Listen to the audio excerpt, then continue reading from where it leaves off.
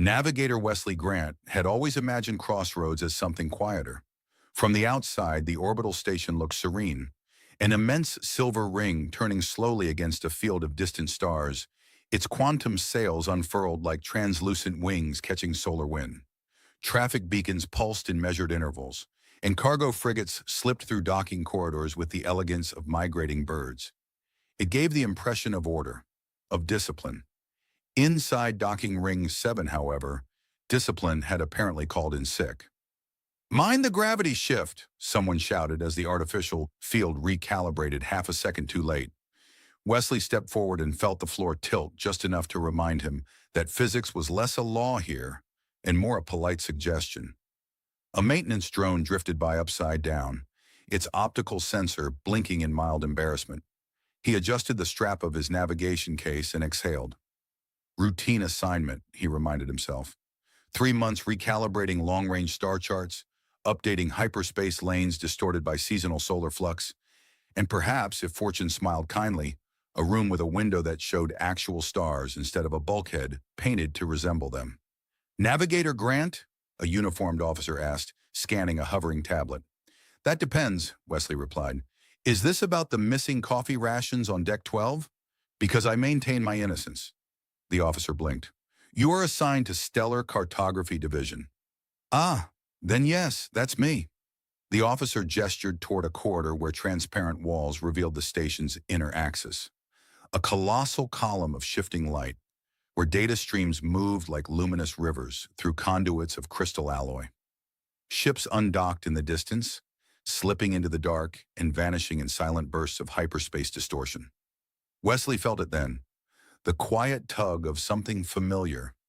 Not the station, not the technology. The sense of being very small inside something very large. He had felt it 5 years ago on the frontier outpost, staring at a sky so empty it seemed personal. He walked. Crossroads was less a station and more a city braided into orbit. Gravity gradients shifted subtly between sectors. Translation implants hummed softly in his ear as alien dialects brushed past. Traders from 3 empires negotiated cargo contracts beneath floating holograms, advertising antimatter insurance. A child, possibly human, possibly not, chased a spherical robot that insisted it was not programmed for recreational fleeing. Wesley tried not to stare. He had grown used to silence during his frontier years. Long nights recalculating jump coordinates, while ion storms clawed at the outpost shields. Long days pretending the protein cubes tasted different depending on which side you chewed first. It had been during one of those nights that he wrote his first letter. He hadn't meant to. There had been an outdated Imperial Registry interface still active in the Comare, listing civilian addresses for morale outreach. The idea, apparently, was that isolated soldiers could send letters to random citizens, encouraging unity across the Empire. Wesley had chosen an address at random. He remembered hovering his finger over the send command. "Hello. You don't know me. I don't know you." But tonight the stars feel further away than usual. It had been easier to write to a stranger than to anyone who might answer with concern. He had written about the malfunctioning navigation drone that insisted on recalculating the same asteroid belt for 3 hours. About how he once misjudged a jump corridor and ended up mapping an uncharted dust cloud shaped suspiciously like a duck. About how silence could become so loud it pressed against your ears. He hadn't expected a reply. The first response had arrived 17 days later. "Your duck-shaped nebula sounds majestic. I propose we name it after you, provided you promise not to crash into it." The message had been signed simply, Iris. He smiled now at the memory, unaware that he was smiling. "Navigator Grant?" He stopped. A tall attendant stood before him, wearing ceremonial attire marked with the sigil of the Celestian Court, a stylized starburst encircled by 3 arcs. "Yes? You are requested at the reception in Hall Meridian. Attendance is highly encouraged." That sounds optional in the same way gravity is optional. The attendant's expression did not change. "This way." They entered a corridor lined with translucent panels. Beyond them, space unfolded in impossible depth, clusters of distant suns burning like scattered embers. The floor beneath Wesley's boots hummed faintly as the station rotated. Hall Meridian opened before them in a sweep of light. The ceiling arched high overhead, a dome of reactive crystal displaying a live projection of the surrounding cosmos. Delegates from multiple systems stood in clusters, their garments shimmering with embedded circuitry and ceremonial metals. Autonomous servers glided between them, offering glasses of something faintly luminous. Wesley suddenly became aware that his uniform, while regulation, carried the subtle wear of someone who had once used a sleeve to wipe condensation from a console. He considered leaving.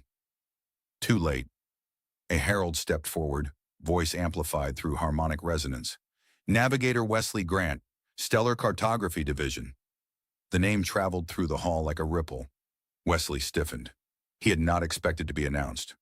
Across the chamber, among a seated group elevated slightly above the floor, a young woman rose so abruptly her chair slid back with a sharp scrape. She looked almost entirely human at first glance. Slender frame, steady gaze, dark hair drawn back from her face, but from either side of her head extended long, elegant ears that curved gently beyond her hairline, marking her unmistakably as Celestian royalty. Her eyes widened. For a heartbeat, the hall seemed to hold its breath. "You finally came," she said. Her voice carried clearly across the space, not loud but unwavering. Wesley's brain did something unhelpful and briefly attempted to power down. He knew that voice, not from sound, from words, from 5 years of messages signed with a simple name. Iris. He had imagined her often, though never like this, never surrounded by court officials and diplomatic insignia, never wearing a mantle threaded with faintly glowing filaments that responded to her pulse. He had imagined a teacher, a technician, someone with a small balcony and an ordinary life. Not a princess standing in a hall that fell silent at her movement. The silence deepened. A nearby diplomat coughed. A server drone paused midair as if uncertain whether refreshments were still socially acceptable. Wesley opened his mouth, closed it, opened it again. He began, then stopped. "I was told this was a routine assignment." A faint laugh escaped her before she could stop it. It was not the restrained laugh of royalty. It was the laugh from the letters, the one that followed his worst jokes. "You're late," she said, stepping down from the raised platform. The murmurs intensified. Wesley felt his pulse in his ears. He considered asking if this was an elaborate simulation. He considered pretending to faint. He considered demanding the name of the person who thought public reunions were efficient. Instead, he managed. Traffic in hyperspace was terrible. A few heads turned. One of the Celestian advisors blinked in visible confusion. Iris reached him. Up close, he could see the subtle differences, an almost luminescent undertone to her skin, the faint shimmer at the edge of her long ears where ceremonial circuitry traced delicate lines.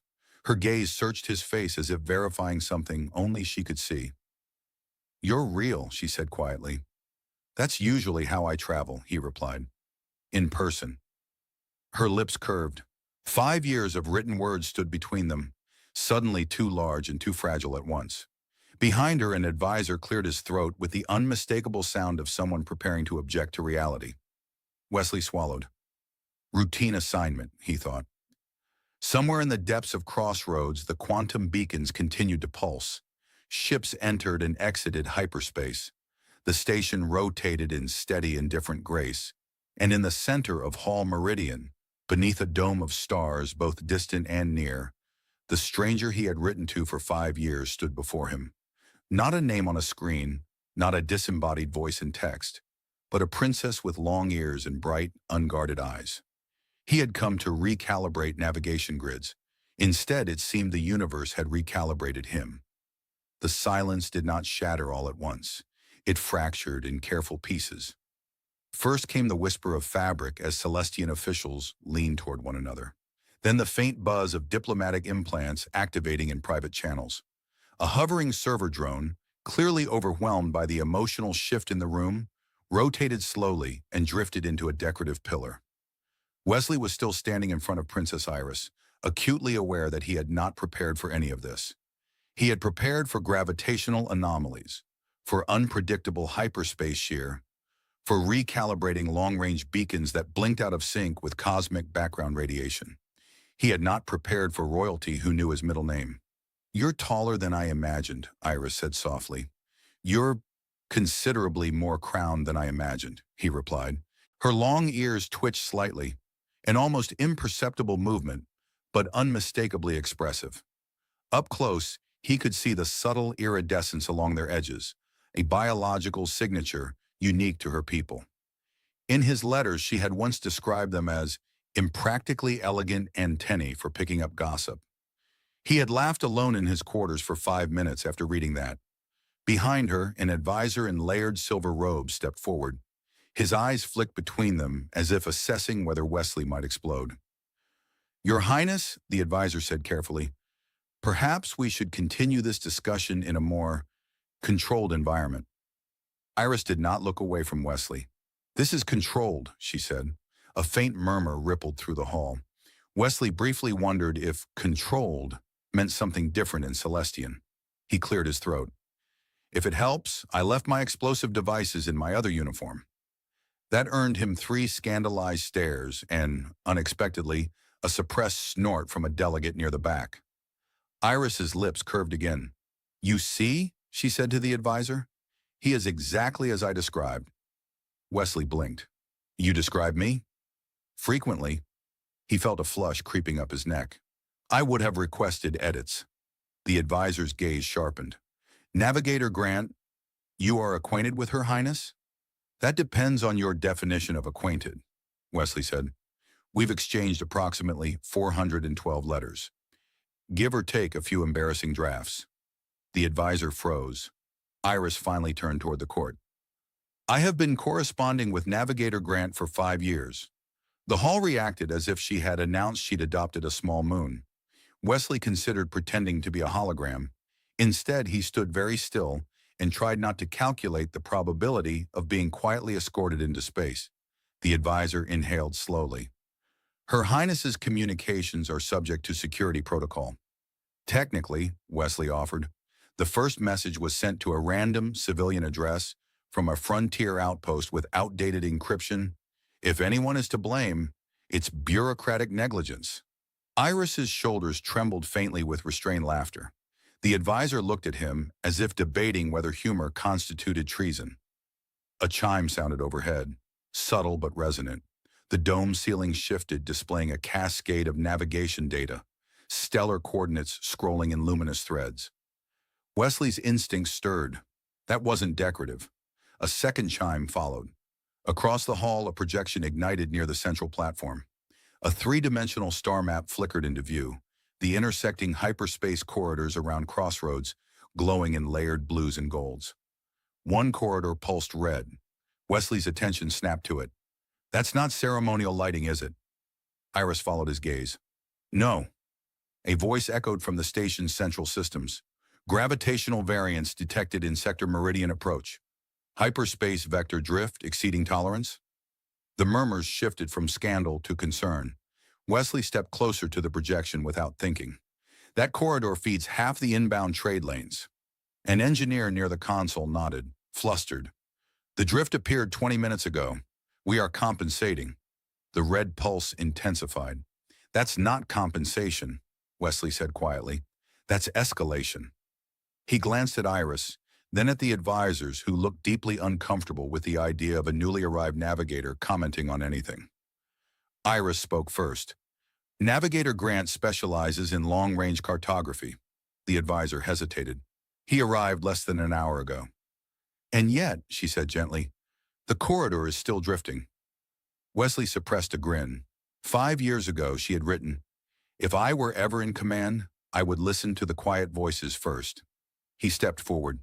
"May I?" The engineer moved aside reluctantly. Wesley extended his hand toward the projection interface.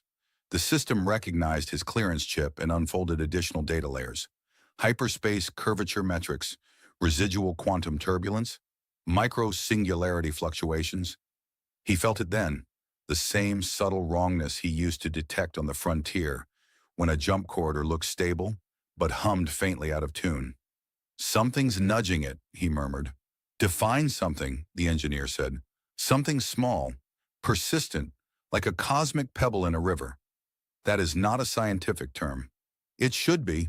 He adjusted the display, isolating gravitational wave interference patterns. A faint distortion shimmered near the edge of the sector. There, he said. Iris leaned closer. He could feel the warmth of her presence, absurdly grounding amid holographic chaos. A micro-singularity? She asked. Possibly. Or the universe deciding it's bored. The engineer swallowed. If the corridor destabilizes, ships exiting hyperspace could misalign, Wesley finished. At best, they arrive several thousand kilometers off target. At worst, he didn't finish. The hall was no longer whispering. It was listening. Wesley tapped a recalibration sequence into the console. We need to adjust the station's quantum beacons by 0.03 degrees starward, just enough to counter the drift. That risks misaligning the secondary lanes, the engineer protested. It risks saving the primary one, Wesley replied, which, last I checked, carries food shipments. There was a pause. Iris's voice cut through it. Do it. The engineer hesitated only a fraction longer before inputting the command. The projection shifted. The red pulse flickered, then softened to amber. Wesley exhaled slowly. Stabilization increasing, the system announced. A ripple of relief moved through the hall. Wesley leaned back slightly. See? Routine assignment. Iris turned toward him, eyes bright with something more than gratitude. You always do that. Do what? Step into the problem as if it's simply another star to map. He shrugged. Stars don't usually glare at me while I do it. Her long ears tilted subtly forward. The advisors, though still visibly unsettled, could not deny the result shimmering before them in stabilized blue light. Wesley glanced around the hall, suddenly aware again of where he stood. Diplomats, royalty, political implications. 5 years of words had led him here. He looked back at Iris. So, he said carefully, when you wrote that you lived near a place where paths cross, I assumed it was metaphorical. Her smile was softer now. It was. And literal, he added, gesturing to the massive station. Yes. He rubbed the back of his neck. I may need to sit down. Of course, she said. He blinked. That was not a formal request. I know. For a moment, the tension receded, not because the political complications vanished, nor because the gravitational anomaly had fully resolved, but because the air between them carried something steadier. The letters had been words against silence. Now there were stars, alarms, courtiers, and the hum of an orbital station suspended between empires. And still when she looked at him, it felt strangely simple. You finally came, she repeated quietly. Wesley managed a faint smile. Next time, I'll bring coffee. The hall did not return to celebration. It rearranged itself into something cautious. Clusters of diplomats resumed speaking in low tones, but their eyes kept drifting back to Wesley and Iris as though they had become a secondary gravitational anomaly. The star map above them shimmered in the steady blue now.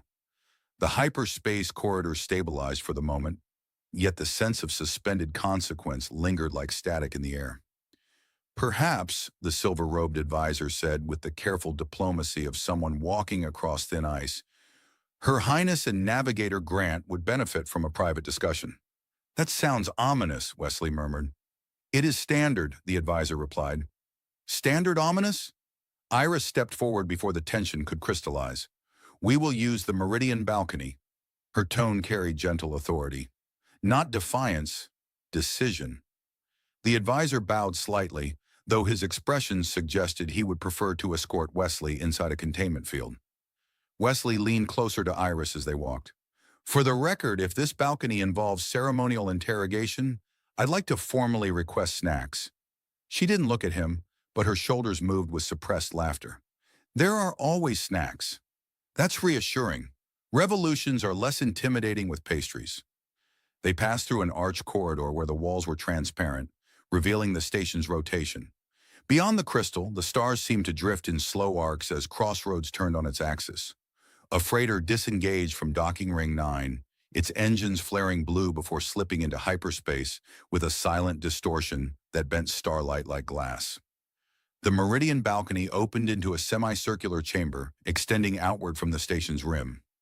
Gravity here felt lighter, as though reluctant. A curved railing separated them from open space. Beyond it, nothing but the immense velvet of the cosmos. For a moment, neither spoke. 5 years of letters hung between them, suddenly too large to compress into sound. Wesley rested his hands on the railing. It was cool beneath his palms. "You're a princess." "Yes," he nodded slowly. "I'm a navigator." "Yes," he exhaled. "This seems uneven." She turned toward him fully now. Up close, without the hall's formality, she looked younger. Not in age, but in openness. Her long ears caught the ambient light, faint circuitry along their edges shimmering softly with her pulse. "You never asked," she said. "You never mentioned ruling anything larger than a houseplant." "I do not rule houseplants." "That's a relief. I would feel intimidated." She smiled faintly, then her expression grew thoughtful. "If I had told you who I was, you would have written differently." Wesley considered that. He had written about loneliness, about fear of being forgotten in the endless bureaucracy of space, about how he once attempted to bake frontier bread using a reactor vent and nearly caused a minor evacuation. "I don't know," he said honestly. "I might have tried harder to impress you." "You did not need to." "That's generous. I once compared orbital decay to my social skills." "You said they both required constant correction." He winced. "That was not my strongest metaphor." "It was accurate." A faint vibration rippled through the balcony floor. Subtle, almost imperceptible. Wesley felt it instantly. "That's not atmospheric drift," he murmured. Iris followed his gaze toward the distant curve of the station. "The corridor?" "Maybe." He tapped the interface panel embedded in the railing. A small projection bloomed before them, displaying gravitational metrics from sector meridian approach. The stabilized blue flickered faintly. "Tell me that's decorative," Iris said quietly. "It's not decorative." The micro-singularity signature had shifted again, subtle but insistent, like a cosmic heartbeat out of rhythm. Wesley frowned. "It's migrating." "Singularities do not migrate." "They do if something pushes them." He adjusted the projection, isolating background radiation interference. There, a faint secondary distortion, nearly invisible against the starfield. "Two of them?" Iris asked. "Or one splitting?" "That sounds worse."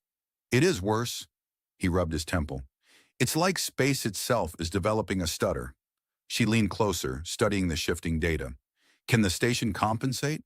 "For now, but if the drift increases—" A sharp tone interrupted him. His wrist console lit up with a priority alert.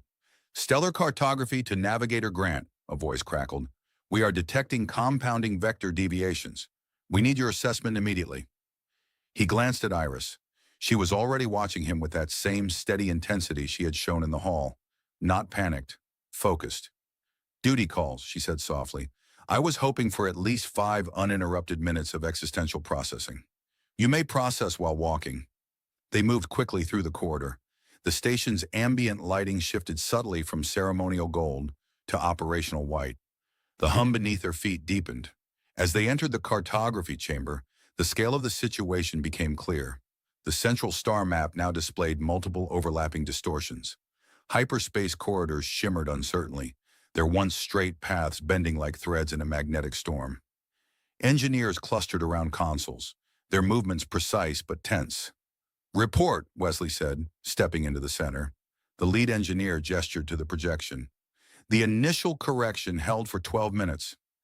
Then the singularity split. We now have 2 microcores exerting variable pull." Wesley studied the pattern. "They're orbiting each other." "Impossible," someone muttered. "Space doesn't care about possible."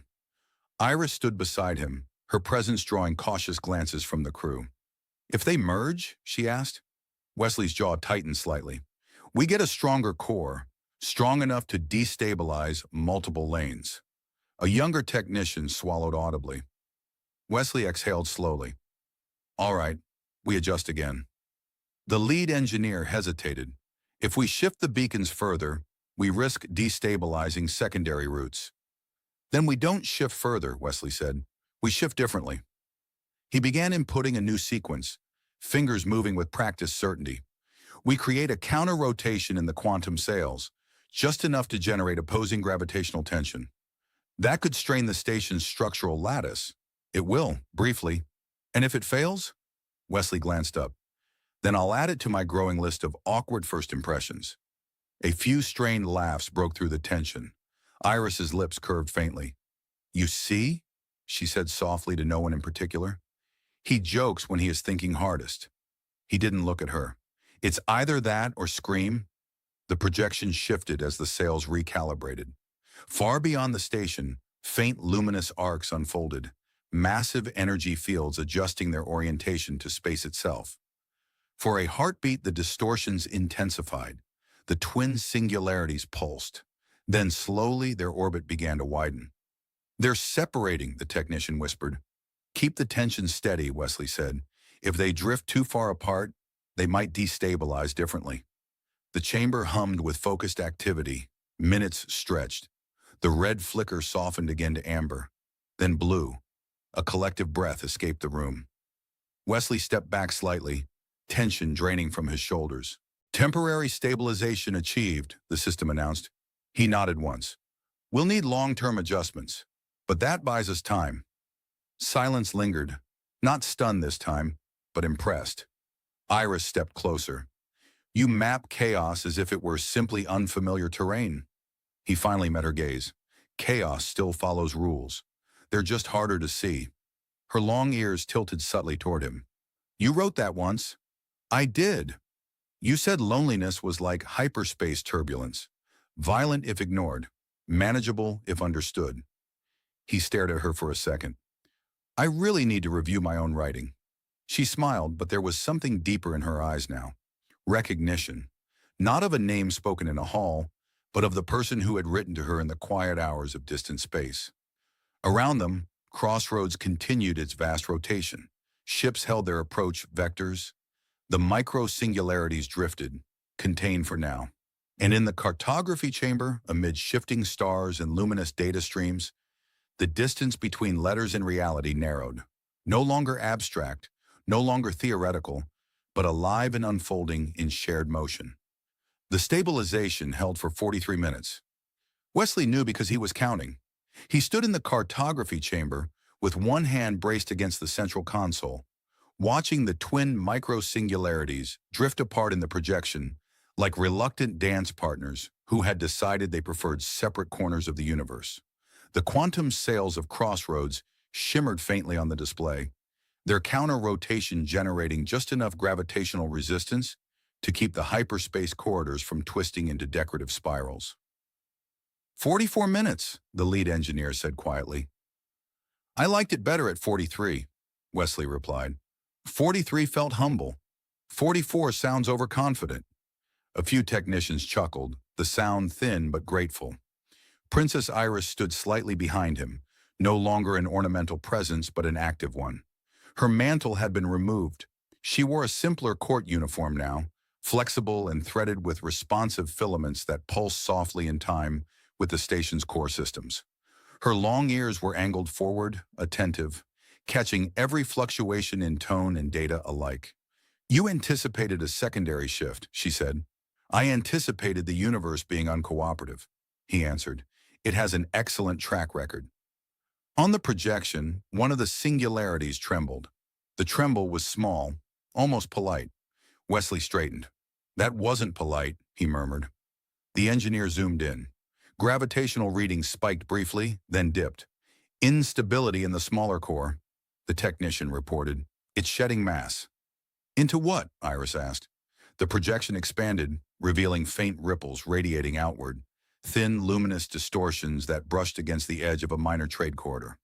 Gravitational wake, Wesley said, like a boat dragging its fingers through water. That corridor feeds diplomatic traffic, the engineer added, his voice tight. Wesley inhaled slowly. Of course it does. He leaned over the console and began recalculating vectors. If the wake intensifies, ships exiting hyperspace will misalign by several thousand kilometers. Not catastrophic, just inconvenient. Inconvenient? The engineer echoed. Well, Wesley said, provided no one materializes inside an asteroid. The room went quiet again. Iris stepped closer, lowering her voice. Is it truly only inconvenient? He didn't answer immediately. Instead, he adjusted the beacon alignment by a fraction so small it would have been invisible to an untrained eye. "It's manageable," he said finally, "if we stay ahead of it." The chamber lights flickered faintly as energy rerouted through the sails. Outside, beyond the station's hull, vast arcs of quantum field bent space in subtle curves. For a moment, everything seemed steady. Then the smaller singularity flared. Not a tremble this time. A pulse. The projection distorted violently. Hyperspace corridors warped, bending toward the flare as if tugged by an unseen hand. Alarms began to chime. "Vector collapse in meridian approach," a technician shouted. Wesley's pulse accelerated, but his hands remained steady. "Increase sail output by 2%. "That exceeds safe tolerance." 2%, he repeated calmly. The engineer complied. The projection stabilized slightly, but not enough. The gravitational wake intensified, striking the diplomatic corridor fully now. A warning icon blinked where a Celestian cruiser was scheduled to exit hyperspace. "Time to arrival?" Iris demanded. 30 seconds, the technician replied. Wesley's mind raced through calculations. 30 seconds was nothing. Hyperspace exit vectors were locked in before ships even approached the corridor. "Unless, can we transmit a last-second micro-adjustment?" he asked. "Not with this interference," the engineer said. "Signal lag." Wesley's eyes flicked toward Iris. "Royal override?" She did not hesitate. "Granted." The engineer stared at her. "Your Highness, that authority." "Granted," she repeated. Wesley rerouted the station's central beacon, focusing its output into a narrow corrective pulse aimed directly at the exit vector. "If this works," he muttered, "I expect a statue." "Of what?" Iris asked. Me looking extremely composed. The timer ticked down. 5 seconds. The projection shimmered as a bright flare marked the cruiser's emergence from hyperspace. For a heartbeat, it appeared off-center, too close to the corridor's edge. Wesley triggered the pulse. A thin beam of recalibrated gravitational energy intersected the cruiser's vector, nudging it ever so slightly. The ship stabilized mid-emergence, sliding into correct alignment with a grace that suggested it had meant to do that all along. The alarm softened. A collective exhale filled the chamber. "Arrival successful," the system confirmed. Wesley leaned back slowly. "Statue. Definitely." The lead engineer ran a hand over his face. "You redirected a hyperspace exit vector in real time." "Yes. That is not standard procedure." "Neither is today." Iris's gaze remained on the projection, but there was relief in her posture now. "The singularities?" Wesley studied the data. The smaller core's flare was subsiding, its mass shedding complete. For now.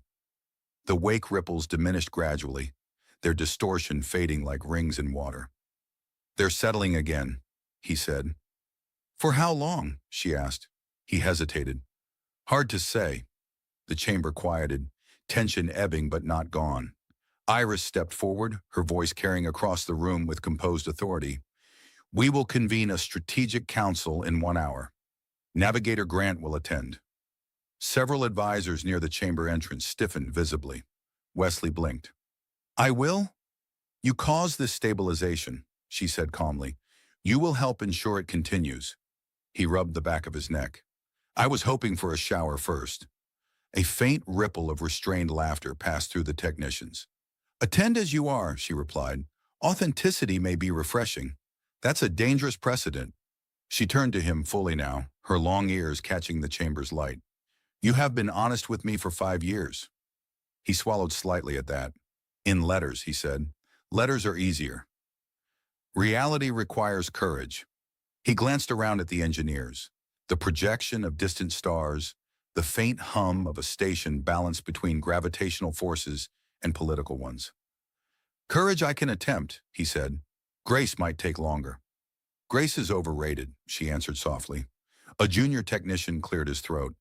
The singularities are displaying minor oscillations again." Wesley closed his eyes briefly. "Of course they are." He stepped back toward the console. "All right, let's keep dancing." The projection shifted as he recalculated containment parameters, adjusting sail tension in micro-increments. Outside, Crossroads glowed against the starfield, its immense structure flexing subtly under the strain of cosmic forces. Iris remained beside him, not as a distant princess, not as a name signed at the bottom of a message, but as a presence, steady, unflinching. The universe tugged and twisted, testing the station's balance. Inside the cartography chamber, amid flickering star maps and humming consoles, two figures stood at the center of it, navigating not only gravitational anomalies, but the fragile new orbit of something far more unpredictable than space itself. By the time the Strategic Council assembled, Crossroads had settled into an uneasy rhythm. The twin micro-singularities still drifted in their distant ballet beyond the station's hull, restrained but not subdued. The quantum sails shimmered in continuous micro-adjustments, like enormous translucent wings refusing to fold. Every few minutes, a faint tremor passed through the structural lattice, subtle enough that most inhabitants would mistake it for imagination. Wesley did not mistake it for imagination. He stood just outside the council chamber, staring at the sealed doors as if they might suddenly sprout thrusters and escape orbit. His uniform still bore the faint crease from where he had leaned too hard against the cartography console. He had attempted to smooth it out. The fabric had not cooperated. "You look as though you are preparing to negotiate with gravity itself," Iris said gently. He glanced sideways at her. "Gravity is predictable. Councils are not." Her lips curved faintly. She wore formal attire again, though less ceremonial than before. Sleek, adaptive fabric interwoven with Celestian circuitry that responded to environmental shifts. The long line of her ears extended past her dark hair, unhidden now, unmistakable. She did not look nervous. "I assume I am not expected to bow at any point," he asked. "You may if you feel theatrical." "I will avoid theatrical."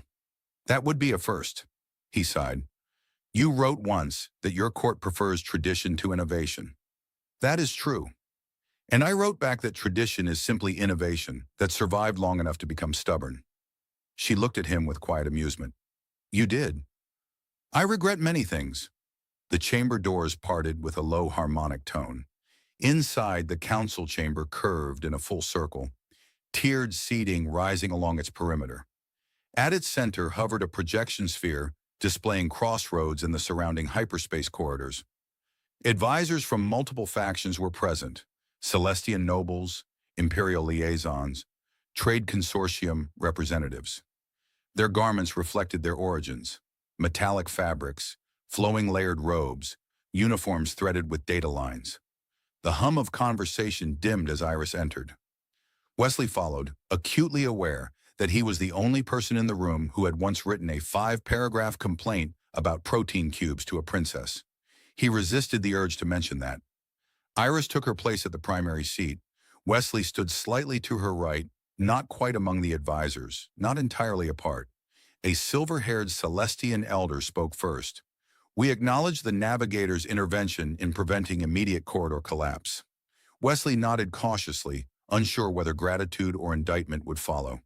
"However," the elder continued, "the presence of two migrating singularities presents a sustained threat. Our question is not whether they can be corrected momentarily, but whether Crossroads remains viable in its current orbit." The projection sphere magnified, displaying the dual distortions like twin dark stars pressing against luminous lanes. Wesley stepped forward slightly. "They are not stable bodies," he said. "They are emergent anomalies, likely born from intersecting hyperspace currents amplified by seasonal stellar flux." A trade representative frowned. "In simpler terms?" "Space hiccuped," Wesley said, "and now it's embarrassed." A few expressions twitched despite themselves. The elder did not smile. "If the anomalies merge, then the gravitational intensity increases. Corridor realignment becomes significantly harder." "Could the station be relocated?" Wesley hesitated. "Crossroads is positioned at the natural convergence of 3 hyperspace arteries. Relocating would disrupt trade for months." The trade representative inhaled sharply. "And if we remain," the elder pressed. Wesley met his gaze. "Then we adapt." A murmur rippled. Iris's voice cut through it, calm and steady.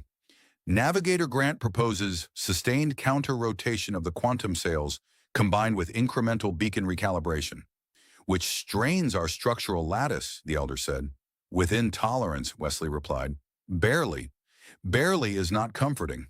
No, Wesley agreed, but it is realistic. Silence settled.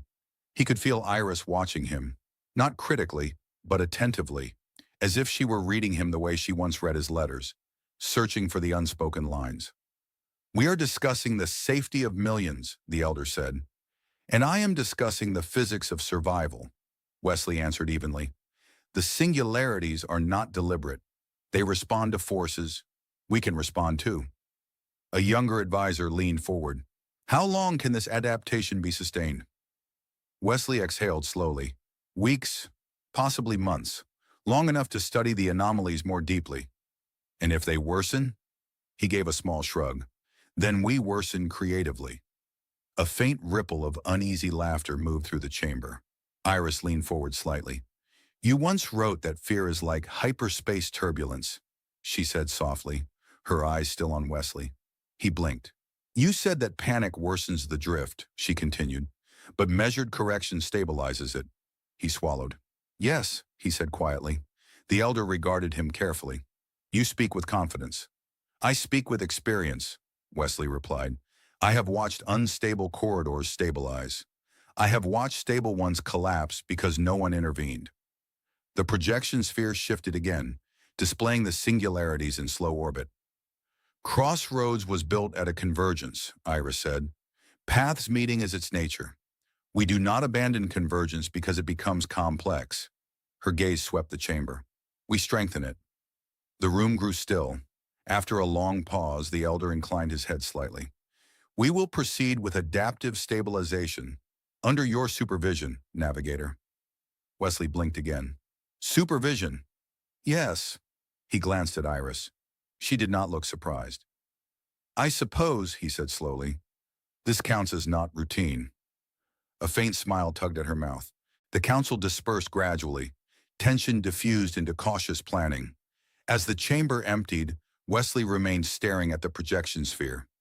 "You did not panic," Iris said quietly.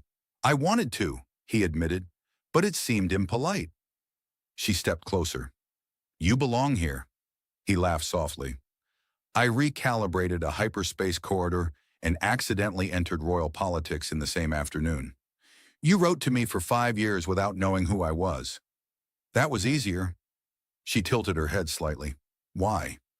"Because I could imagine you anywhere," he said. "I did not have to stand beside you under council lights." Her long ears angled forward subtly. "You are still standing beside me," she said. He looked at her fully then. Outside the chamber's transparent wall, the starfield stretched endless and silent. The singularities drifted in distant darkness, contained for now by shimmering quantum sails and careful calculation. Inside, between data streams and political weight, something quieter persisted. "Iris," he said softly, testing her name aloud without echo or screen. "Yes, Wesley." He hesitated, then smiled faintly. "Next time I send a letter, I would prefer not to address it to random civilian." She laughed then, open, unrestrained. "Next time," she replied, "you may address it directly to me." The station hummed around them, balanced between forces seen and unseen. And for the first time since arriving, Wesley felt not small inside something vast, but precisely where he was meant to stand. Crossroads did not sleep. It dimmed. The grand corridors softened from ceremonial gold to deep operational blue, and the endless stream of ships thinned to a cautious trickle. Yet in the cartography chamber, light never faded. The projection sphere hovered at full brightness, the twin micro-singularities circling each other like dark thoughts that refused to dissolve. Wesley had not left the chamber in 6 hours. He stood with his sleeves rolled up, staring at layered gravitational models that overlapped like transparent storms. The quantum sails were already operating at 78% sustained counter-rotation. 78 was not a number that inspired comfort. "It's accelerating," the lead engineer said quietly. "I can see that," Wesley replied without looking away. "The orbital decay between the cores has shortened by 0.4%. That is not significant. It is if you multiply it by inevitability." On the projection, the singularity's orbit tightened, subtle but measurable. Wesley exhaled slowly. They're not separating, they're preparing. Preparing for what? To merge. The engineer swallowed. Behind them, the chamber doors parted with a soft, harmonic tone. Iris entered without ceremony. She wore no mantle now, no visible markers of royalty beyond the quiet authority in her posture. Her long ears caught the pale light of the projection sphere, edges shimmering faintly as if echoing the gravitational currents outside. "You have not rested," she said. "I am resting internally," Wesley replied. "That is not a medical state." He gestured toward the projection. "They're tightening orbit." She stepped beside him. "How long?" He adjusted the display, overlaying predictive modeling across the drifting cores. The simulation lines converged in slow inevitability. "Hours," he said quietly. "Maybe less." "And when they merge?" "Energy spike. Gravitational intensity triples. Every corridor within meridian approach destabilizes simultaneously." The engineer added, "We would need to shut down half the station to compensate." Wesley nodded. "And even then, it might not be enough." Silence thickened. Iris studied the models without flinching. "Then we do not allow them to merge." He gave a faint, tired smile. "That was also my initial thought." She looked at him sidelong. But preventing merger requires altering their vector momentum directly." "And that is impossible?" "No," he said slowly. "It is dangerous." The engineer straightened. "Interacting directly with micro-singularities could destabilize them unpredictably." "Exactly," Wesley replied. "We'd need to create a controlled gravitational surge, strong enough to push them apart without collapsing either core." The engineer stared. "That requires full-sail inversion." "Yes." "That would strain the lattice beyond rated tolerance." "Yes." "And if the lattice fractures?" Wesley shrugged faintly. "Then we will have a memorable day." The engineer did not laugh. Iris did not either, but her gaze remained steady. "Explain," she said. Wesley zoomed the projection further. "Right now, the sails are counter-rotating to generate opposing tension, but they're reactive. I propose we reverse their orientation entirely for 12 seconds. 12 seconds? The engineer repeated. 12, Wesley confirmed. Long enough to create a gravitational wave that pushes the cores outward. And if we miscalculate, we won't. That is not comforting. It's honest." Iris folded her hands behind her back. "Can it be done?" "Yes," Wesley said, "but it requires precise timing. The singularities must be at the correct orbital alignment. If we fire too early or too late, we amplify their merger instead of preventing it." The chamber grew very quiet. "And you can calculate this alignment?" she asked. He hesitated. "Yes," he said finally. "I think so." The engineer exhaled slowly. "We would need to evacuate non-essential sectors, reinforce structural nodes, redirect power from half the station." "Begin preparations," Iris said calmly. The engineer blinked. "Your Highness." "Begin." The engineer hurried away. Wesley turned to her. "You're authorizing this without council deliberation?" She met his gaze evenly. "You once wrote that hesitation can be more dangerous than turbulence." He blinked. "You remember that?" "I remember everything," she said softly. He swallowed. The singularities tightened their orbit again, drawing closer. "Alignment window in 6 minutes," he murmured. The chamber lights flickered as power rerouted. Across the station, containment fields activated. Structural reinforcement protocols engaged. Outside, the immense quantum sails shimmered brighter, their translucent surfaces gathering energy. Wesley's hands moved over the console, fingers precise despite exhaustion. He calculated vector angles, gravitational thresholds, sail inversion parameters. 5 minutes, the engineer called out. Iris stepped closer to Wesley. "What do you need from me?" He glanced at her. "Nothing," he said at first. She did not move. He exhaled. "Stay." Her long ears tilted slightly. "Stay," she repeated. "Yes. If this works, I'd prefer someone who understands my metaphors to witness it." A faint smile touched her lips. "Very well." The projection sphere pulsed as the singularities reached the narrow band of optimal alignment. 2 minutes, the engineer said. Wesley felt his pulse in his throat. He focused on the numbers, on the geometry of space, on the simple truth that gravity followed equations, even when those equations terrified entire stations. 1 minute. Outside, the sails brightened further, gathering energy into their crystalline veins. 30 seconds. Wesley inhaled deeply. 12-second inversion, he said. On my mark. The singularities reached the precise alignment threshold. Mark. The chamber trembled violently as the quantum sails flipped orientation in a flash of blinding light. A gravitational wave surged outward from Crossroads, visible even on the projection as a luminous ripple expanding through space. The singularities reacted instantly. For a terrifying heartbeat, they lurched toward each other. Wesley's stomach dropped.